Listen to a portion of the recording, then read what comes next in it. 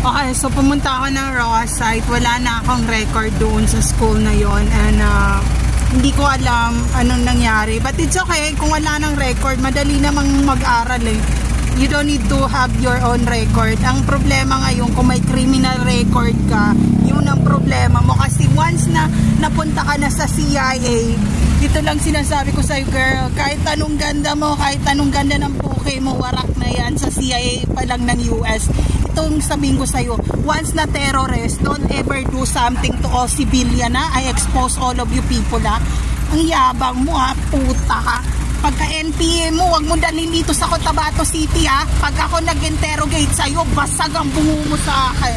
So ayun, habang nandito ako, mayroon nagbo-voice to Scout, and one of the student is the one with the frequency right now with me. So ayan, I just wanna do a shout out to all of you that there's no NPA inter in this Cotabato City, Mindanao. Mag-partner ka mag-isa mo, ha, di puta ka, hayop ka. So ayun, papunta na ako ngayon sa iba pang ubusin mo record ko sa Cotabato City, ha? Ang yabang mo, ha. Hindi ka nga marunong gumising na maaga para mag-aral. Kala mo kung sino ka, basagin ko bungo mo eh.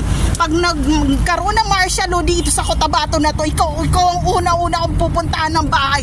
Magtago ka na. From Luzon, Visayas, Mindanao, and International.